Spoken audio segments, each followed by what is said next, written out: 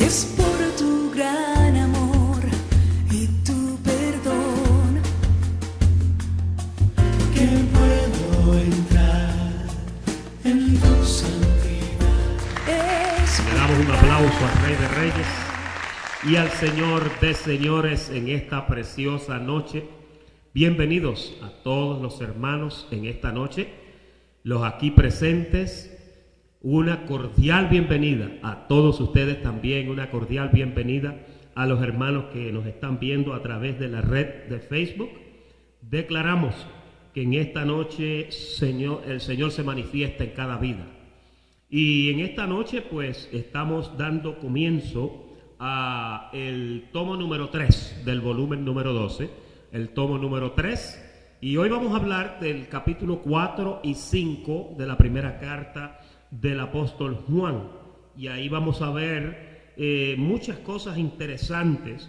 Este hombre de Dios hoy lo que vamos a ver él es que pasa a otras áreas interesantes en su carta que tratan con otros aspectos importantes de la vida del creyente. Hoy él nos va a hablar un poquito otra vez de anticristos, nos va a hablar de falsos profetas, nos va a hablar de las influencias que vienen a socavar el fundamento en el corazón de los que aman a Dios. En fin, él es una voz de alerta que sirvió no solamente en aquel tiempo para aquellas iglesias de Asia Menor, sino que también esto es para nuestros días. Así que recibimos que somos edificados en esa palabra. Bien, estamos ahora en el principio, el versículo 1 del capítulo 4. Ahí es donde el apóstol Juan comienza con la materia de esta misiva preciosa. Y vamos a ver el versículo 1. Dice: amados, no creáis a todo espíritu, sino, cuando ahí dice espíritu, está hablando, no es de un espíritu volando, ahí está hablando de la doctrina. No creáis a toda doctrina, no creáis a toda enseñanza, es lo que él está diciendo, ¿ok? No creáis a todo espíritu, sino probad los espíritus si son de Dios. En otras palabras, probad o comprobad las doctrinas, si son de Dios o no son de Dios, que eso es importante. Entonces luego explica algo bien importante en toda doctrina. Mire cómo dice: todo espíritu que confiesa que Jesucristo ha venido en carne es de Dios. Ahí usted se da cuenta que la doctrina que dice que Dios fue manifestado en carne, que Jesucristo fue venido en carne, esa doctrina es de Dios. Esto lo encontramos en esta carta por causa de que el apóstol Juan estaba viajando por muchas de las iglesias de Asia Menor, y el problema de que no se creía en Cristo venido en carne estaba por todas partes. Es posible, y muchos exégetas afirman, que estas creencias de no creer en Jesucristo posiblemente eran mayormente de los de la circuncisión. Hubieron muchos de la circuncisión que sencillamente no aceptaron. Inclusive, hermanos, no nos vayamos lejos. Hoy día en nuestra era hay judíos que ellos no creen que Jesucristo fue el Mesías. Ellos todavía están esperando a un Mesías. Y así por el estilo. Por eso usted ve que dice que todo espíritu que confiesa que Jesucristo es venido en carne es de Dios. Esto para aquellas iglesias fue importantísimo, porque si no se cree en que Cristo fue manifestado en carne, entonces no hay ningún fundamento en la enseñanza. Una enseñanza que no tiene el contenido de Jesucristo sencillamente no puede ser. Otra cosa importante que hay que observar aquí, y quiero que usted vea el verso 4 conmigo, el 3, perdón, dice: y este espíritu es el espíritu del anticristo. Y esto la semana pasada lo tocamos livianamente. El espíritu del anticristo es la doctrina que no afirma que Jesucristo fue venido en carne. Fíjese, cuando en nuestra enseñanza no hay un detalle que habla de que Jesucristo fue y es el Salvador que vino manifestado en carne, ya esa doctrina está coja y no podemos creer en ella, por causa de que todo espíritu, toda doctrina, enseñanza que manifiesta que Jesucristo es venido en carne. Esa es la doctrina de Dios. Y el espíritu del anticristo precisamente lo que hace es que se va en contra. Anticristo significa en contra de la enseñanza de que Cristo vino en carne. ¿Ok? Ahora, dice aquí el apóstol, este es el espíritu del anticristo, el cual vosotros habéis oído que viene y que ahora ya está en el mundo. Esta carta se cree que se escribió allá para cerca del año 70, imagínense. Cerca del año 70 estamos hablando aquí entonces que no está hablando de un anticristo para el futuro como se enseña. Está hablando de que ya en aquel tiempo la doctrina que se iba en contra de Cristo ya estaba en el mundo. ¿Ok? Ahora, mire el verso 5 conmigo. Ellos son del mundo, por eso hablan del mundo. Ahí está hablando de ciertas personas que hablaban y decían que estas cosas eran así. El mundo los oye porque son del mundo. Versículo 6. Nosotros somos de Dios. El que conoce a Dios nos oye, y el que no es de Dios no nos oye.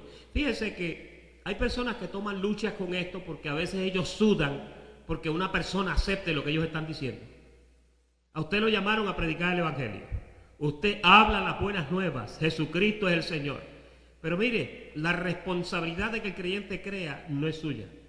La Biblia dice que nosotros simplemente regamos la semilla, sembramos la semilla, pero quien da el crecimiento es Dios. Su responsabilidad, su obligación y la mía como creyentes en Jesucristo y como embajadores de Jesucristo, sencillamente es predicar la palabra.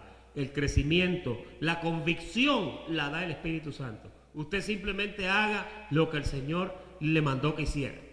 Dice, nosotros somos de Dios. El que conoce a Dios nos oye, el que no es de Dios no nos oye. En esto conocemos el espíritu de verdad y el espíritu de error. Note que ahí hay una declaración bien importante, porque lo que está diciendo es que el espíritu de verdad, automáticamente cuando usted predica el evangelio, el espíritu de verdad da convicción a esa persona, y si esa persona es una hija de Dios, automáticamente lo recibe. Fíjense.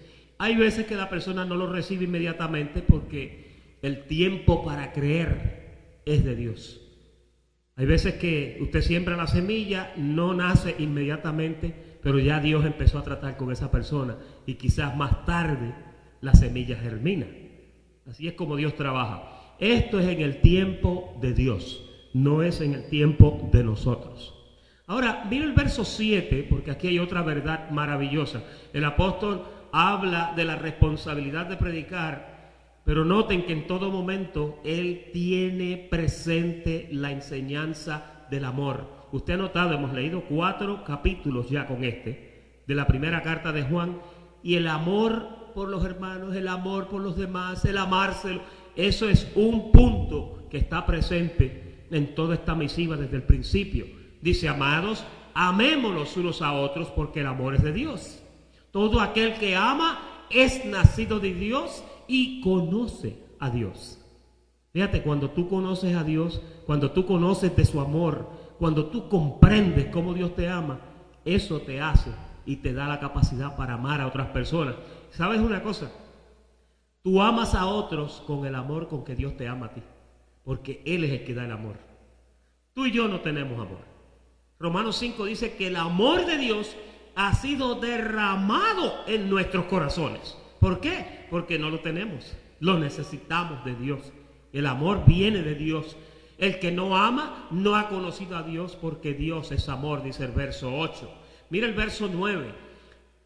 Versículo 9. En esto se mostró el amor de Dios para con nosotros. Y aquí este es un verso poderoso, porque aquí es Dios te amó y te amó desde antes de la fundación del mundo. Dios te amaba como tú no te imaginabas, pero tú nunca lo ibas a saber hasta que Él no lo demostrara. Aquí dice, en esto se mostró el amor de Dios para con nosotros, en que Dios envió a su Hijo unigénito al mundo para que vivamos por Él, porque estábamos en muerte. El amor se demuestra cuando Él viene y muere en la cruz del Calvario. Por eso cuando tú lees a Juan 3:16 que dice, porque de tal manera amó Dios al mundo. ¿De qué manera lo amó? que ha dado a su Hijo unigénito. Ahí está la explicación en un versículo solamente, porque Dios te amó y de la forma que te lo demostró fue dando a su Hijo en la cruz del Calvario. Dice, para que vivamos por Él. Mira el verso 10, un verso precioso. Dice, en esto consiste el amor. Ahora hay una aplicación. Ya te habló de que Dios te lo demostró. Ahora mira la aplicación, viene para nosotros. Dice, en esto consiste el amor. No en que nosotros hayamos amado a Dios, sino en que Él nos amó, ¿qué? A nosotros, y envió a su Hijo en propiciación por nuestros pecados. Propiciación es pago, ¿ok? Mira el verso 11, amados, si Dios nos ha amado así, debemos también nosotros amarnos unos a otros. Fíjate que el mero hecho de que Dios te amó, el mero hecho de que Dios te lo demostró, es lo que te da la propiedad para tú hacer lo mismo con tu hermano, con tu prójimo. Hacer eso con el que te ultraja, hacer eso con el que te maldice. A veces es difícil. Pero el apóstol Juan nos decía anteriormente que mire, Dios cuando lo maldecían, calladito, orando por los transgresores, dice Isaías que estaba ahí. Dice, Dios permanece, nadie ha visto a Dios jamás. Si nos amamos unos a otros, Dios permanece en nosotros y su amor se ha perfeccionado en nosotros. Mire, esto es una lección sencillita. El que puede amar a su prójimo tiene el amor de Dios perfeccionado en su corazón. Así de sencillo. A veces tú tienes que amar a personas que no son fáciles para amar. A veces tú tienes que amar a personas que son difíciles y son complicados para tratar. Tú los puedes amar sin tener que envolverte mucho, ¿no? Ámalos a la distancia. Ámalos en el silencio. Hay otros, ámalos a pesar de.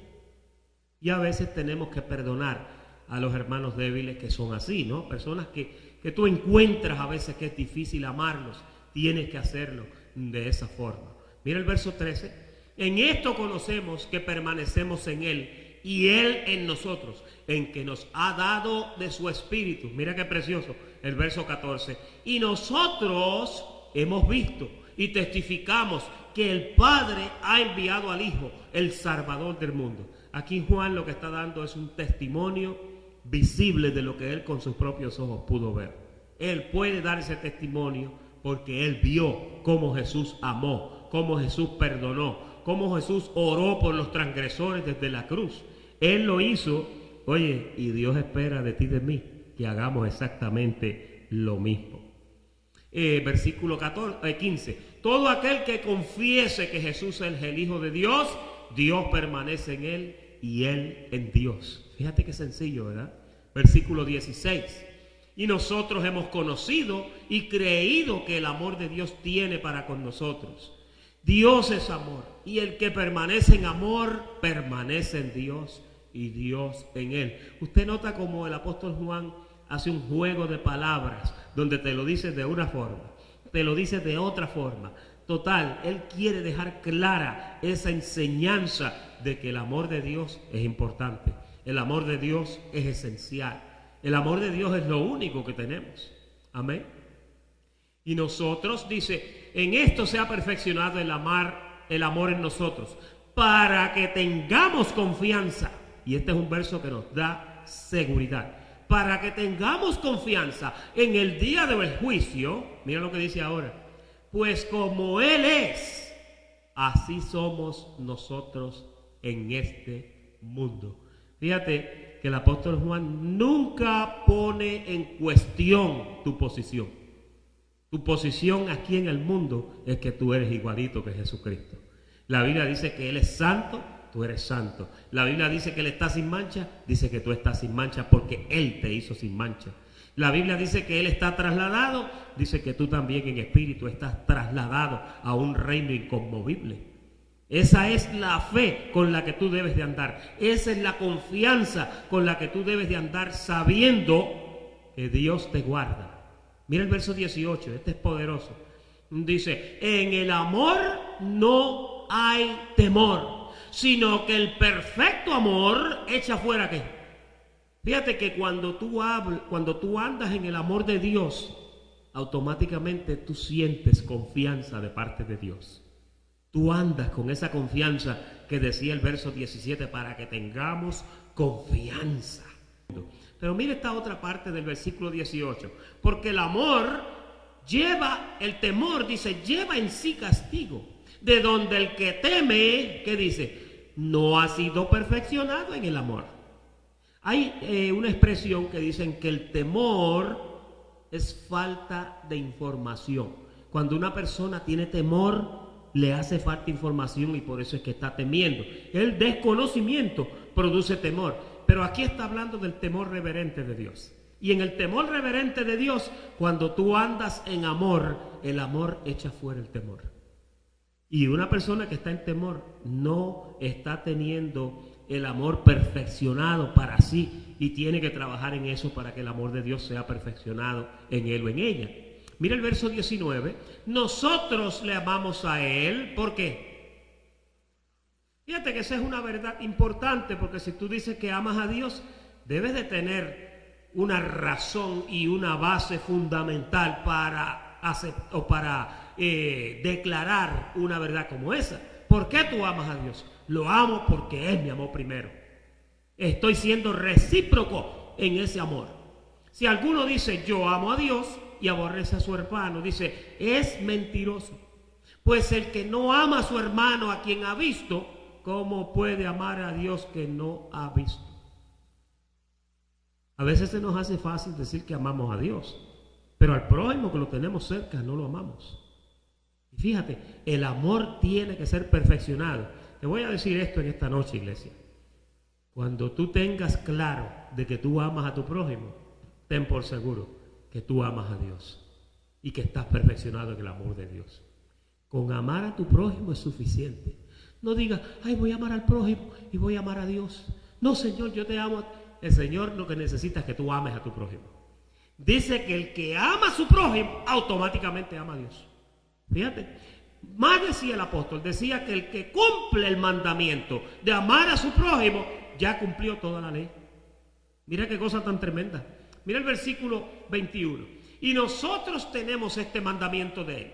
El que ama a Dios, ame también a su hermano.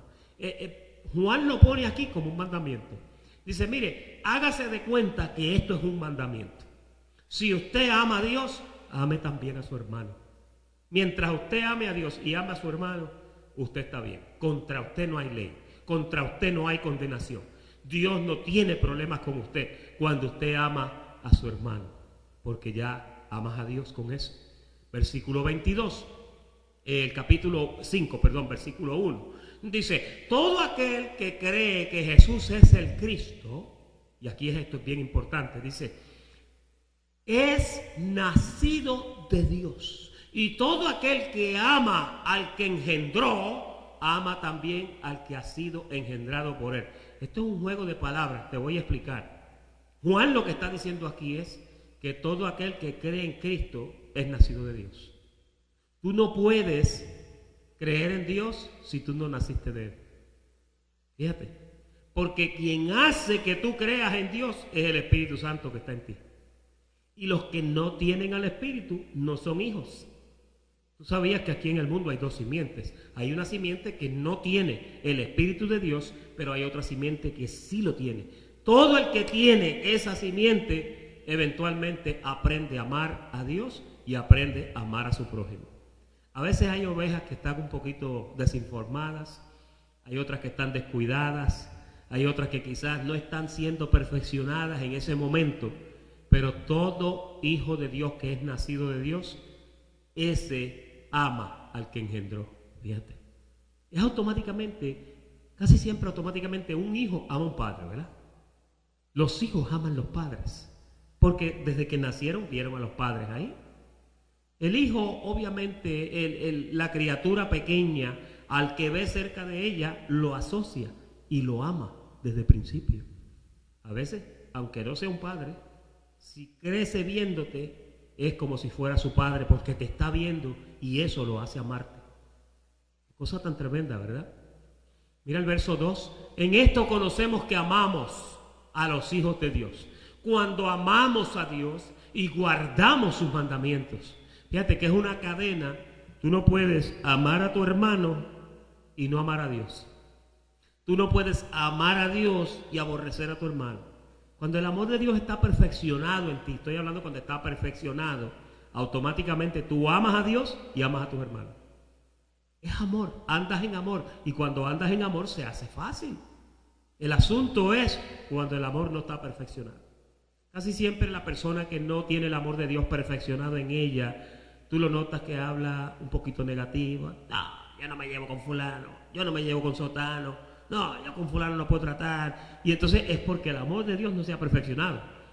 A medida que tú vas creciendo en eso, te vas dando cuenta que tú dices, no importa, aunque ella o él sea así, lo amo en el Señor. Aunque no me quiera hablar, lo amo en el Señor. El amor de Dios se perfecciona en ti de esa manera. La Biblia dice que Dios oraba por los transgresores, enseñaba a bendecir a los que nos maldicen, enseñaba a bendecir a los que nos ultrajan, a los que nos persiguen, dice, por causa de que el amor de Dios se perfecciona en ti, de tal forma que tú no encuentras lugar en tu corazón para odiar. Donde el amor predomina, no hay ninguna otra emoción que se pueda manifestar. Dicen que el odio es falta de amor. ¿Sí? El amor también es falta de odio. Cuando tú tienes el amor de Dios, el odio huye de ti, porque ya no, lo que tienes es amor. Mira el versículo 3. Pues este es el amor a Dios, que guardemos sus mandamientos, y sus mandamientos no son ¿qué? No son gravosos. La palabra gravosos lo que quiere decir es que no te molesta, que no te cuesta, que cumplir los mandamientos de Dios no te cuesta. Es como cuando tú haces un favor no importando qué. Cuando tú ayudas incondicionalmente. Ahí lo que está diciendo es eso, incondicionalmente. Los mandamientos de Dios no te molestan. Tú los cumples porque amas a Dios. El amor de Dios te hace ser así. Versículo 4. Porque todo lo que es nacido de Dios, ahora comienza a hablar de algo muy poderoso, vence al mundo. Y esta es la victoria que ha vencido al mundo. ¿Qué? Nuestra fe. Ahora hay otro territorio aquí. Primero te pulió en lo que es amor. Ahora te dice, mira, ahora hay que ejercitarte en lo que es fe. Fe es creer sin ver. Fe es creer sin entender. Creer porque crees y ya, no tienes dudas de creer. Cuando tú crees en Dios, no es una fe ciega. Hay gente que dice que es fe ciega. La fe no es ciega. La fe es muy certera. La fe es muy segura. La fe es muy acertada. Vive con una seguridad. Es una certidumbre de fe. Cuando habla así, no hay lugar para dudar. No hay lugar para decir, bueno, yo creo ciegamente. No, tú crees con un conocimiento. Todo lo que es nacido de Dios vence al mundo, y la victoria que ha vencido al mundo es nuestra fe. Porque con eso es que nos movemos, ¿verdad? Mira el verso 5. ¿Quién es el que vence al mundo sino el que cree que Jesús es el Hijo de Dios? Ahora, ¿por qué dice que el que vence al mundo es el que cree en Jesús, el Hijo de Dios? Porque ya Él venció. El que cree en Jesús automáticamente ya es más que vencedor. Cuando la Biblia te dice a ti que tú eres más que vencedor, ¿por qué te dice que tú eres más que vencedor? Porque tú no tuviste que luchar y venciste.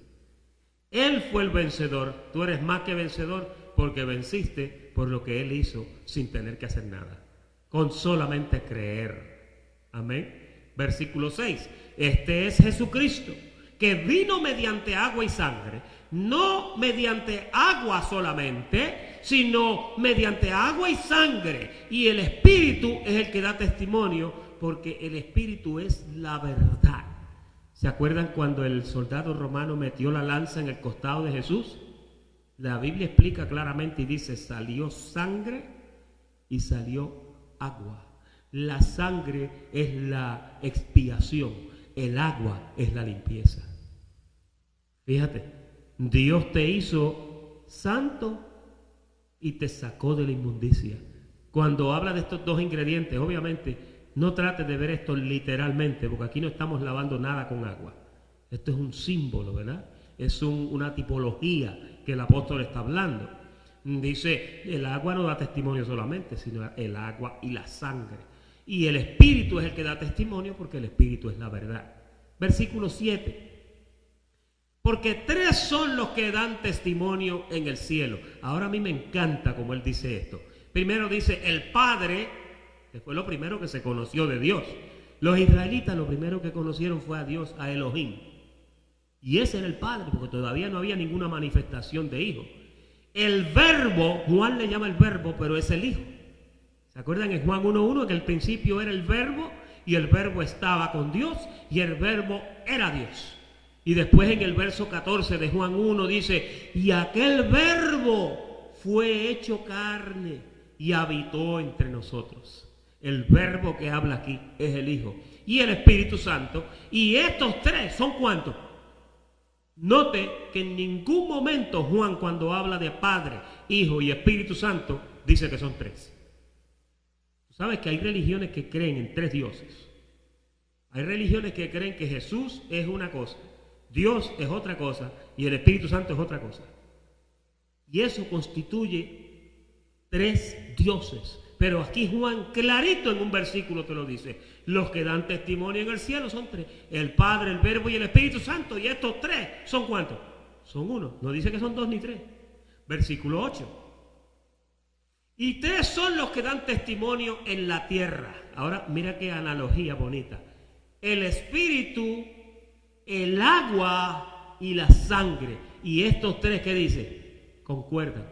Si dice que estos 3 concuerdan, de los 3 en el cielo también concuerdan. Versículo 9. Si recibimos el testimonio de los hombres, mayor es el testimonio de Dios, porque este es el testimonio con que Dios ha testificado acerca de quién. Fíjese, el testimonio de Dios es el Hijo.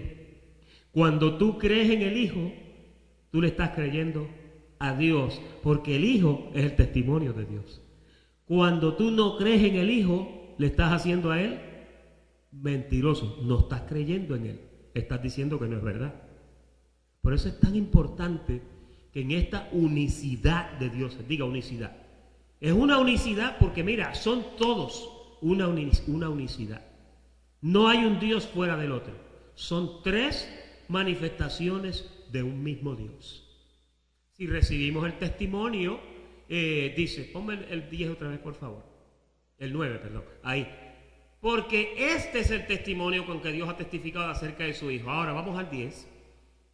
El que cree en el Hijo de Dios tiene el testimonio en sí mismo, porque el Hijo es el testimonio. El que no cree a Dios le ha hecho mentiroso, lo que veníamos diciendo. Fíjate, el que no cree en Jesucristo hace a Dios mentiroso. Dice, no, yo no creo en eso que tú estás diciendo. Porque Jesús es el testimonio. Porque no ha creído en el testimonio que Dios ha dado acerca de su Hijo. ¿Se acuerdan cuando Jesús fue bautizado por Juan el Bautista? Se oyó una voz que dijo que este es mi Hijo amado en quien tengo hoy complacencia. Estoy complacido y ese es el testimonio de Dios. Versículo 11. Y este es el testimonio, que Dios nos ha dado vida eterna y esta vida está en su Hijo. Fíjate por qué es importante creer en el Hijo. Porque el que trajo la vida eterna fue el Hijo. El que cree en el Hijo tiene vida eterna. Vamos a ver el verso 12, que me parece que ahí está. El que tiene al Hijo tiene la vida. El que no tiene al Hijo de Dios no tiene la vida. Hablando, si tú no crees en el Hijo, pues no crees en la vida, porque Él fue que trajo la vida. El que cree en Él automáticamente tiene la vida. Qué bonito, ¿verdad? Versículo 13. Estas cosas os he escrito a vosotros, que creéis en el nombre del Hijo de Dios. Fíjate, ahora dice el nombre, porque el nombre es Jesús. Jesús es el nombre que identifica al testimonio de Dios. Si a ti te preguntaran, ¿cuál es el testimonio de Dios? En una sola palabra se contesta, Jesús. Jesús es el testimonio de Dios. Diga eso conmigo. Jesús es el testimonio de Dios. para que sepáis que tenéis vida eterna y para que creáis en el nombre del Hijo de Dios. Fíjate, que tú crees en Jesús y tú crees en ese nombre, porque ese nombre encierra todo. Cuando tú dices Jesús, tú estás encerrando todo ahí. Todo lo estás encerrando ahí. Y esta es la confianza que tenemos en Él. Que si pedimos alguna cosa conforme a su voluntad, Él nos oye. Mira qué lindo. Mira el verso 15 para completar esto. Y si sabemos que Él nos oye en cualquiera cosa que pidamos. Hermano, esto no fue una escritura para aplicársela a los de Asia Menor solamente. Esta es una verdad presente. Si sabemos que Él nos oye en cualquier cosa que pidamos. ¿Cuántos aquí creen cuando le piden al Señor cosas? Tienes que creerlo. Mira, si tú crees que Jesús es el Hijo de Dios, si tú crees en el testimonio de Dios que es Jesús, también tienes que creer que cualquier cosa que tú pidas en su nombre, sabemos, dice, que tenemos las peticiones que le hayamos hecho. Y mire, un culto como el miércoles en la noche de oración, como cuando oramos al principio, ahí es que hablamos y confesamos, ahí es que traemos nuestras peticiones y decimos, vamos a orar por esto, quiero que ore por esto, pastor, tengo un contrato que quiero que se dé, tengo una transacción que quiero que se complete, tengo una enfermedad, tengo un familiar enfermo, tengo un nieto, tengo un hijo, tengo un primo, mi padre, mi madre, quien sea. Esas cosas cuando tú las pides, tú tienes que creer que es Dios el que las está dando. Esa es la confianza. Cuando una persona no vive con esta confianza, anda solo por el mundo, pero tú no estás solo. Ahí dice, sabemos que Él nos oye en cualquiera cosa que pidamos. Sabemos que tenemos las peticiones que le hayamos hecho. Esto es un versículo que usted debe de memorizarse. Primera de Juan 5:15. Muy importante. Amén. Ahora, en el 16 dice, si alguno viera a su hermano cometer pecado, y aquí ahora vamos a entrar a aguas profundas. Si alguno viere a su hermano cometer pecado que no sea de muerte, oiga bien, que yo sé que ya tú estás pensando, no, pastor, pecado es pecado. Mira que dice Juan, que no sea de muerte, pedirá y Dios le dará vida. Pero, dice, esto es para los que cometen pecado que no sea de muerte. Ahora Juan explica, hay pecado de muerte por el cual yo no digo que se pida. La pregunta es, ¿cuál es el pecado de muerte? Yo sé que tú ibas a preguntar. ¿Tú sabías que hay pecados que son de desconocimiento? Hay pecados de ignorancia. Cuando el escritor de Hebreos escribió su carta, dijo que cuando el sacerdote, oye bien, cuando el sacerdote ofrecía un sacrificio, dice que ese sacrificio era ofrecido por los pecados de ignorancia del pueblo. ¿Y qué quiere decir eso? Había pecados que no eran de ignorancia, había pecados que eran de muerte. Por ejemplo, voy a dar un par de ejemplos. En la ley, estamos hablando ahora en la ley, y no vaya a pensar que esto es así ahora. En la ley, cuando adulteraba, ¿qué pasaba? Lo apedreaban, ¿sí o no? Cuando una persona daba falso testimonio, lo apedreaban. Cuando una persona apostataba o hacía algo en contra de una de las autoridades, fuera, lo apedreaban con toda la familia. ¿Ustedes se acuerdan de Acán, que lo sacaron del campamento y lo mataron a él, a su esposa y a todos los hijos? Y los criados, a todo el mundo, a toda la casa. En la ley de Dios era así, en la ley de Moisés. Pastor, y ahora, bueno, ahora Juan te dice aquí que hay pecado de muerte y hay pecado no de muerte. Si el sacerdote ofrecía sacrificios por los pecados de ignorancia, oye bien, por ejemplo, yo no puedo pedir al Señor, y esto que vamos a hablar ahora es delicado, lo estoy haciendo con mucha delicadeza, óyeme bien. Si tú conoces una persona que está adulterando, es un ejemplo, pero también es una aplicación real. Una persona que está adulterando, tú no puedes sencillamente orar para que el Señor la perdone. ¡Qué silencio! ¿Sabes por qué? ¿Sabes por qué? Tú tienes que orar para que el Señor le abra la mente, para que despierte y deje eso. ¿Por qué? Porque si tú vas a pedir, perdónale un adulterio. Un adulterio, Dios tiene que tratar con esa persona. Hay un creyente allí, cuando aquel creyente estaba cometiendo adulterio con la madrastra, Pablo dictó una sentencia bastante fuerte contra él. Dijo, miren, yo digo que a tal persona lo echen de vosotros. A ese, entregárselo a Satanás para destrucción de la carne, a fin de que su espíritu sea salvo en el día del Señor. Estamos hablando aquí de 1 Corintios 5:5, ¿ok? No lo tenemos que poner en pantalla, los hermanos que nos están viendo lo pueden apuntar. Eso es un pecado de muerte. Un pecado de idolatría es un pecado de muerte. Un pecado de inmundicia moral es un pecado de muerte. Fíjate, ¿qué se hace con esas cosas? ¿Cómo Dios trata? Porque tú y yo no podemos tratar con eso. Si tú sabes de una persona que está en eso, tú puedes hablar con la persona. Tú puedes tratar de hacerle entender a la persona, aconsejar a la persona que abandone esa práctica. Pero tú no puedes pedirle al Señor que le perdone un adulterio o que le perdone una idolatría.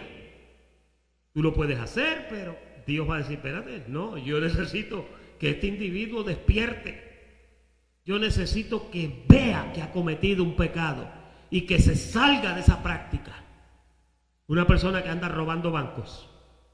Tú vas a orar para que el Señor le perdone todos los robos de los bancos. ¿Entienden el punto, hermanos? Hay pecados de muerte y hay pecados de ignorancia. El sacerdote ofrecía sacrificios por los pecados de ignorancia del pueblo. Por eso era que el salmista decía, líbrame de los pecados que me son ocultos. En otro pasaje decía, examina mi corazón a ver si hay en mi corazón perversidad. Porque hay veces que tú y yo estamos cometiendo errores y no lo sabemos. No nos estamos dando cuenta de la seriedad de eso, y eso es un pecado de ignorancia. Pero cuando hay un pecado abierto así, la persona, tenemos que orar para que el Señor lo despierte o la despierte. Tenemos que orar al Señor, interceder, y tenemos que tratar de encontrar a esa persona y decirle, mira, ven acá, yo necesito hablar contigo. El pastor de la iglesia, el oficial de la iglesia, un grupo de hermanos, mira, deja eso, para eso, tú no puedes andar así. Hay que decírselo. Y resta de la persona que decida y diga, ¿lo voy a seguir haciendo o no lo voy a seguir haciendo? ¿Sabes lo que pasa con el que insiste en pecar sin arrepentirse? Hay 3 niveles de disciplina. Está la disciplina, está la corrección y está el azote. A los hijos de Dios, Dios los azota. Si siguen eso y siguen eso, Dios los saca del cuerpo. Muerte prematura. Dios lo puede cortar de la existencia. Lo borra del libro de los vivientes. No del libro de la vida. Lo borra del libro de los vivientes. Cuando tú te mueres, a ti te borran del libro de los vivientes y te escriben en el libro de los muertos. ¿Sí o no? Ese es el registro demográfico de Dios. Ahora, en el libro de la vida tu nombre está inscrito. Por eso era que Pablo, vuelvo y cito a 1 Corintios 5:5. Pablo decía, entregadlo a Satanás para destrucción de la carne, a fin de que su espíritu sea salvo en el día del Señor. Volvemos entonces a explicar aquí esto. Hay pecado de muerte por el cual yo no digo que se pida. Ahora, el pecado de ignorancia, tú puedes orar por esa persona para que salga de esa ignorancia. Eso sí. ¿Sí? No ores para que Dios perdone a un adúltero. Ora para que el Señor lo despierte, lo sacuda, lo jamaquee, lo instruya, lo discipline. Pero de ahí no. Versículo 17. Estaba bueno ese, ¿verdad? Toda injusticia es pecado, pero hay pecado no de muerte. Pastor, ¿y los pecados que no son de muerte? Bueno, los pecados que no son de muerte son parte posiblemente de un desarrollo. Son parte de un crecimiento. La persona va aprendiendo, va haciendo discernimiento, como decíamos el domingo en la plática, el discernimiento entre lo que es bueno, lo que es malo, lo que es correcto, lo que es incorrecto, lo que es apropiado y lo que no es apropiado. Esas cosas son pecados no de muerte. Dios te va enseñando y tú vas corrigiéndote y vas abandonando esas prácticas que no te convienen. Por eso el apóstol Pablo decía, todo me es lícito, pero no todo me conviene. Todo me es lícito, mas yo no me dejaré dominar de nada que no puedes hacerlo. Versículo 18. Sabemos que todo aquel que ha nacido de Dios, ¿no qué? No practica el pecado, pues aquel que fue engendrado por Dios, que es Jesucristo, que está en nosotros como el Espíritu Santo, le guarda y el maligno no le toca, hablando de la maldad. Pero a veces hay personas que se ponen a jugar con la maldad. Y se ponen a jugar con la maldad. Y mira, cuando tú juegas con fuego, te vas a quemar. Te vas a quemar. Eso es una garantía bíblica. La palabra de Dios no puede ser quebrantada. Todo lo que el hombre sembrare, eso también segará. Si siembras para la carne, de la carne cosecharás corrupción. Pero si siembras para el Espíritu, del Espíritu vas a cosechar vida eterna. Qué lindo está eso, qué claro. Fíjense que el apóstol Juan aquí entró en un territorio bastante complicado, pero es un territorio que hay que hablarlo, porque si no lo hablamos, entonces la persona queda infructuosa, no queda con fruto. Versículo 19.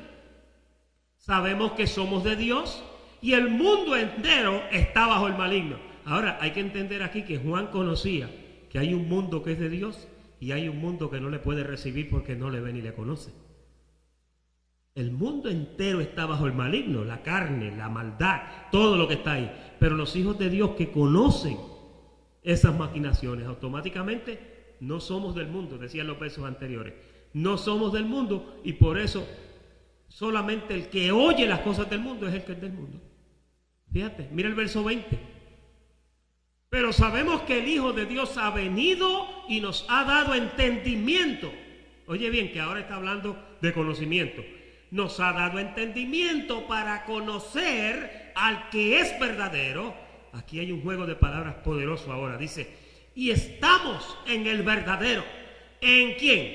En su Hijo Jesucristo. Oye lo que dice ahora. Este es el verdadero Dios. ¿Quién es el verdadero Dios? Jesucristo el Hijo.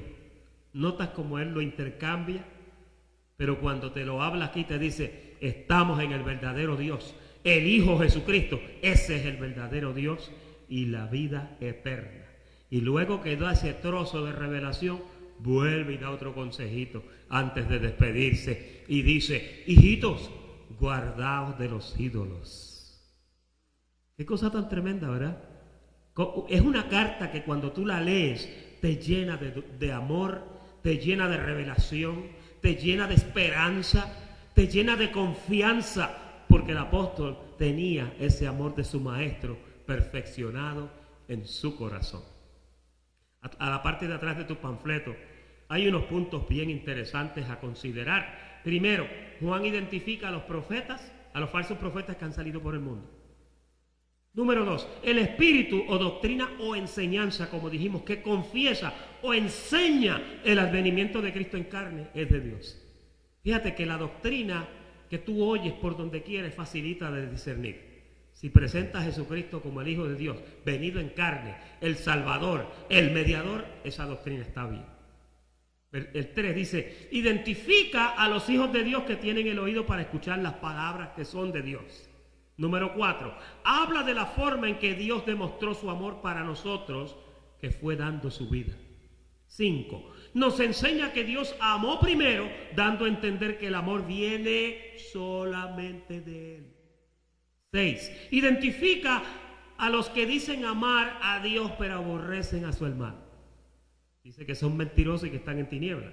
Número 7, dice que la evidencia de amar a Dios es guardar sus mandamientos.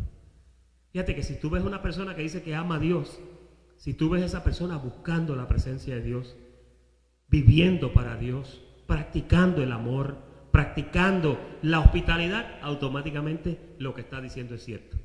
Pero si tú oyes que dice una cosa y hace otra, el tal es mentiroso. Número 8, habla de la unicidad de Dios, Padre, Verbo y Espíritu Santo, y dicen que son uno. Habla de tener confianza cuando pidamos sabiendo que Él nos oye. Qué importante es eso. Identifica los dos tipos de pecados, el de muerte y el que no es de muerte. Habla de que el mundo entero que no conoce a Dios, ahí en paréntesis, está bajo el maligno, la carne, la ciencia caída, los hijos de perdición. Y último, el 12, nos enseña que Jesús, el Hijo, es el verdadero Dios. Ese es el estudio de esta noche y esto concluye la primera carta de Juan. Muchas gracias por la atención prestada y muy buenas noches tengan todos.